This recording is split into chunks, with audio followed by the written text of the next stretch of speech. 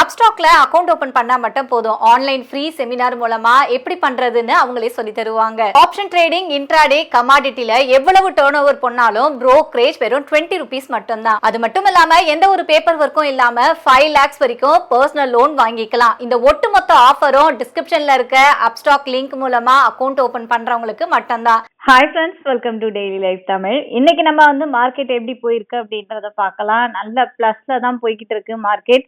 26,000 தாண்டி நல்ல ஜோன்ட்டு அப்படி தான் போய்கிட்டு இருக்கு. ஸோ இது அப்படியே கண்டினியூ ஆகுமா, ஏன் அப்படி ஏறிக்கிட்டு இருக்கு, ஏதாவது ஸ்பெசிஃபிக்காக ரீசன் இருக்கா என்னன்னு அருள்ராஜன் சார் கிட்ட கேட்கலாம். ஸோ நிகழ்ச்சிக்குள்ள போகிறதுக்கு முன்னாடி நம்மளோட சேனலில் ஸ்டாக் ரெக்கமெண்டேஷன் செபி ரூல்ஸ் பிரகாரம் நம்ம கொடுக்கறது இல்லை. நீங்கள் எப்போவுமே இன்வெஸ்ட்மெண்ட் பண்ணுறதுக்கு முன்னாடி உங்களோட செபி ரிஜிஸ்டர் அட்வைசர் கிட்ட கேட்டுட்டு முதலீடு பண்ணுங்க. ஓகே, அருள்ராஜன் சார் இருக்காங்க. வணக்கம் சார். வணக்கம் சார். இன்னைக்கு மார்க்கெட் பார்த்தீங்கன்னா ஒரு 2 நாளாவே நேற்று இன்னைக்குன்ட்டு அப்படியே அந்த 26,000 தாண்டி அப்படி போய்கிட்டே இருக்கு. ஓகே, இப்பதான் கொஞ்சம் ஹாப்பியா எல்லாரும் ஃபீல் பண்ணுவாங்க. ஏன்னா தொடர்ந்து பார்த்தீங்கன்னா கண்டினியூஸா அந்த 25க்குள்ளேயே தான் சுத்திக்கிட்டு இருந்தது. ஸோ 26 டச் பண்ணும், திருப்பி அப்படியே இறங்குறது அப்படி போய்கிட்டு இருந்தது. இப்பதான் கண்டினியூஸா ஏறிக்கிட்டு இருக்கு. ஸோ பாசிட்டிவ் வைப் அப்படின்னா எலெக்ஷன் ரிசல்ட் கூட பீகார்ல முடிஞ்சு ஆளுங்கட்சியே வந்தாச்சு. இருந்தாலும் அதை தாண்டி வேற என்ன பாசிட்டிவ் விஷயங்கள் சார் அப்படியே மார்க்கெட்டோட ஏறதுக்கு? சந்தையினுடைய ஏற்றம் அப்படின்றது ஒரு நேரடியான காரணம் அப்படின்னு நம்ம சொல்றதா இருந்தாக்கா, முக்கியமா எஃப்ஐஸ் திரும்ப வாங்குற ஆளா மாறி இருக்கிறாங்க அப்படின்றதான் நம்ம முதல் தகவலா இந்த இடத்துல பதிவு பண்ண வேண்டியிருக்கு. ஸோ அவங்களுடைய வாங்குதல் அப்படின்றதான் சந்தையை இப்போ கொஞ்சம் ஒரு அப்சைட் பயாஸ்க்கு திருப்பி இருக்கு. எல்லாமே நம்ம ஒரு முக்கியமான சந்தோஷமான செய்தியா என்ன சொல்லணும், இன்னைக்கு ஹிஸ்டாரிக்கல் ஹை, அதாவது புதிய வரலாற்று சிறப்புமிக்க சந்தையானது புதிய உச்சத்தை தொற்றிருக்கிறது அப்படின்றத நம்ம இப்போ எடுத்துக்கணும். இது எல்லாருமே செலிப்ரேட் பண்ணக்கூடிய ஒரு விஷயமா கூட நம்ம சொல்லலாம். ஏன் அப்படின்னு சொன்னா, உலக சந்தைகள் எல்லாம் அந்த அளவுக்கு ஒரு பெரிய முக்கியத்துவம் வாய்ந்த ஒரு இடத்துல இல்லை. அதாவது நம்ம முக்கியமா சொல்றதா இருந்தா டவ் ஜோன்ஸ் அப்படின்னு எடுத்துக்கிட்டீங்க அப்படின்னா அதனுடைய உச்சத்துல இருந்து அது இப்போ ஒரு வீழ்ச்சியில இருந்துட்டு இருக்கு. கிட்டத்தட்ட இது வரைக்கும் பார்த்தீங்கன்னா 5% மேலான ஒரு இறக்கத்துல இருக்கு.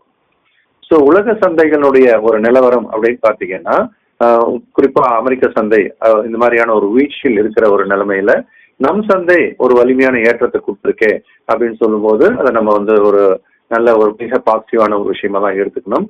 அதே நேரம் நம் சந்தை கடந்த 5 நாட்களா உலக சந்தைகளில் குறிப்பா அமெரிக்க முக்கிய குறியீட்டு எண்கள் எல்லாமே இறங்குமுகமா இருக்கும்போது நம் சந்தை பெருசா இறங்கல.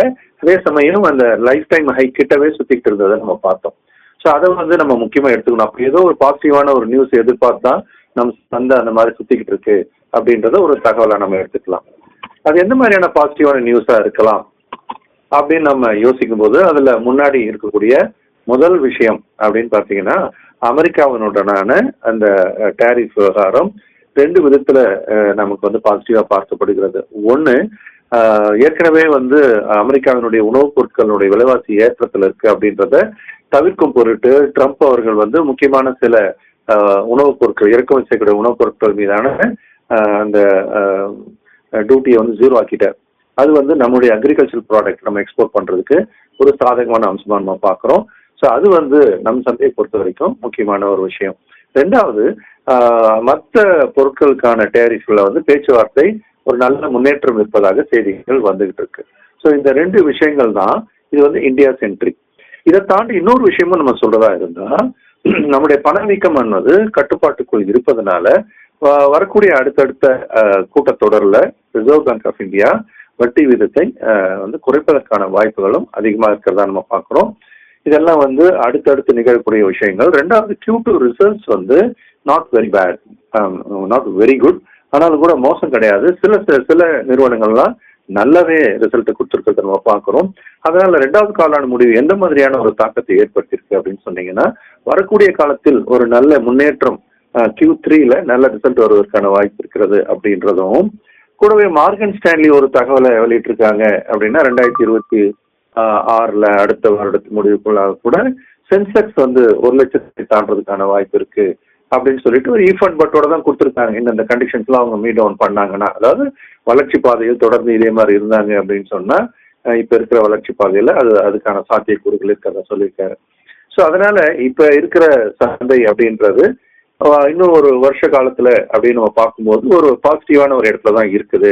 ஏறக்குறைய இன்னும் ஒரு 18-20% வளர்ச்சிக்கு அடுத்த ஓராண்டுகள் 1.5 ஆண்டுகளுக்குள்ள இருக்கிறதாவே முக்கிய நிதி நிறுவனங்கள் தங்களோட ஆய்வுகள் தெரிவிக்கிறாங்க. அதுவும் சந்தைக்கு மிக பாசிட்டிவான ஒரு விஷயமா இருக்கு. இருந்தாலும் நம்மளுடைய நிகழ்ச்சியிலையும் நான் வந்து தொடர்ந்து சொல்லிக்கிட்டே தான் வந்துட்டு இருக்கிறேன். நிஃப்டி ஆனது இப்போதைக்கு ஒரு வலிமையான ஒரு ஏற்றத்துல, அதுவும் குறிப்பா நம்ம அதனுடைய ஒரு டார்கெட் பாயிண்ட் ஆஃப் வியூல கூட சொல்லும்போது இப்போது இருக்கிற இந்த இடத்துல இருந்து குறைந்தபட்சம் அதனுடைய நகர்வு அப்படின்றது எதை நோக்கி இருக்கலாம் அப்படின்னு பாத்தீங்கன்னாக்கா, இப்ப இருக்கிற புள்ளி அப்படின்றது வந்து இப்ப 26,000 தொட்டு இருக்கிற ஒரு நிலைமையில இங்கிருந்து இன்னும் ஒரு அட்லீஸ்ட் உடனடியான ஒரு ஏற்றம் அப்படின்னு பாத்தீங்கன்னா ஒரு 700 புள்ளிகள், 650 இருந்து 700 புள்ளிகள் வரைக்கும் ஏறதுக்கான ஒரு வாய்ப்பு இருக்கிறதா பாக்குறோம். அதாவது இப்போ வந்து 26,050 தாண்டதுனால மேல அப்படின்னு நம்ம சொல்லும்போது 26,650 700 அப்படின்ற ஒரு எல்லையை நோக்கி இது நகர்வதற்கான ஒரு வாய்ப்பு இருக்கிறதா நம்ம பாக்குறோம். இது உடனடியான ஒரு ஏற்றத்துக்காக நம்ம சொல்லக்கூடிய ஒரு விஷயமா எடுத்துக்கிட்டாலும் கூட, மற்றபடி இதனுடைய ஓவரால் பெர்ஃபார்மன்ஸ் அப்படின்னு நீங்க பாத்தீங்க அப்படின்னா சந்தை இப்போ ஒரு புதிய உச்சத்தை தொற்றிருக்கிற ஒரு நிலைமையில நம்ம ஒரு பேட்டர்ன் ஃபார்மேஷன் பத்தி கூட போன வீடியோலையும் ரெகுலராகவும் சொல்லிட்டு தான் வரோம். எல்லா நிகழ்ச்சியிலுமே ஒரு கப் அண்ட் ஹேண்டில் மந்த்லி சார்ட்ல பாத்தீங்க அப்படின்னா ஒரு கப் அண்ட் ஹேண்டில் மாதிரியான ஒரு வாய்ப்பு தோன்றிருக்கிறது நம்ம பாக்குறோம். ஸோ இந்த கப் அண்ட் ஹேண்டில் அப்படின்றது டெக்னிக்கலா நமக்கு சொல்லும் போது என்ன மாதிரியான ஒரு டார்கெட்டை நோக்கி இந்திய சந்தை போய் கொண்டிருக்கிறது அப்படின்னு நம்ம சொல்லும்போது அதுக்கான இந்த இது வந்து பேட்டர்னுக்கான டார்கெட் அப்படின்னா 29,000 நோக்கி இப்போ எங்க இருக்கிறோம் 25,600. ஆக இது வந்து மெல்ல மெல்ல 29,000 நோக்கி செல்வதற்கான வாய்ப்புகள் மிக அதிகம். இது வந்து இன்னைக்கோ நாளைக்கோ அடுத்த மாசமோ அப்படி இல்லை, இது வந்து இன்னும் சில வருடங்களில் அப்படின்னு நம்ம எடுத்துக்கலாம்.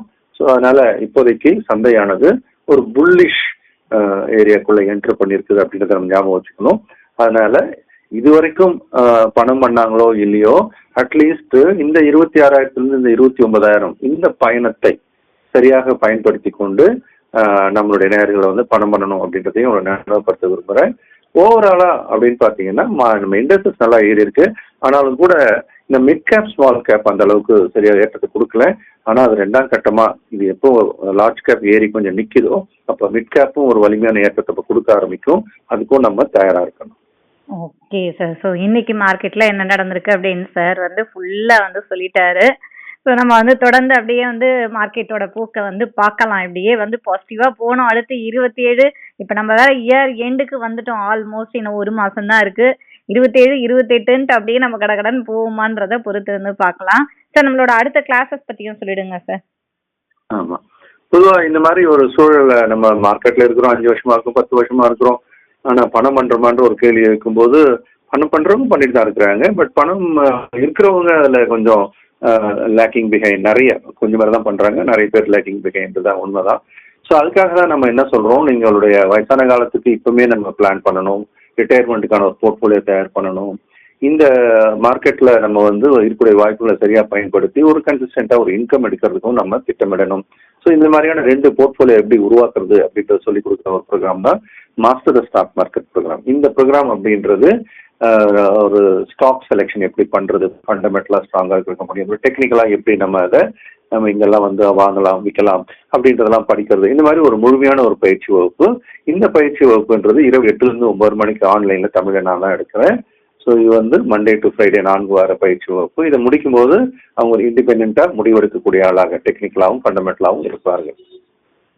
அதே மாதிரி இன்னொரு ப்ரோக்ராமும் இருக்கு, அதையும் பண்ணிடுறேன். Stock market for living, institutions எப்படி வாங்குறாங்க விற்கிறாங்க அப்படின்றத அசஸ் பண்ணக்கூடிய இந்த பயிற்சி வகுப்பும் அடுத்த வாரம் வருது. ஸோ இதுவும் வந்து ஒரு ஃபைன் டியூனிங், கொஞ்சம் இது வந்து எல்லாரும் மார்க்கெட்ல ஒரு ஸ்கில்லா கத்துக்கிட்டாங்க அப்படின்னா நம்ம வந்து வாழ்க்கை பூரா நம்ம உயிரோட இருக்கிற காலம் வரைக்கும் இந்த ஸ்கில் நமக்கு பணம் சம்பாதிக்க உதவி செய்யும். Okay sir. ஸோ இந்த கிளாஸஸ்லாம் வந்து நீங்க ஜாயின் பண்ணோம் அப்படின்னு நினைச்சீங்கன்னா ஸ்க்ரீன்ல இருக்க நம்பருக்கு காண்டாக்ட் பண்ணுங்க. இல்ல வாட்ஸ்அப்ல வந்து எனக்கு கிளாஸ் டீடைல் வேணும் அப்படின்னு சொல்லி மெசேஜ் போட்டா கூட உங்களுக்கு டீடைல் சென்ட் பண்ணுவாங்க. So thank you sir. நன்றி, வணக்கம். ஓகே ஃப்ரெண்ட்ஸ், மறுபடியும் அடுத்த வீடியோல பார்க்கலாம். அப்ஸ்டாக்ல அக்கவுண்ட் ஓபன் பண்ணா மட்டும் போதும். ஆன்லைன் ஃப்ரீ செமினார் மூலமா எப்படி பண்றதுன்னு அவங்களே சொல்லி தருவாங்க. ஆப்ஷன் ட்ரேடிங், இன்ட்ராடே, கமாடிட்டில எவ்வளவு டர்ன் ஓவர் பண்ணாலும் brokerage வெறும் 20 rupees மட்டும்தான். அது மட்டும் இல்லாம எந்த ஒரு பேப்பர் ஒர்க்கும் இல்லாம 5 lakhs வரைக்கும் பர்சனல் லோன் வாங்கிக்கலாம். இந்த ஒட்டுமொத்த ஆஃபரும் டிஸ்கிரிப்ஷன்ல இருக்க அப்ஸ்டாக் லிங்க் மூலமா அக்கவுண்ட் ஓபன் பண்றவங்களுக்கு மட்டும்தான்.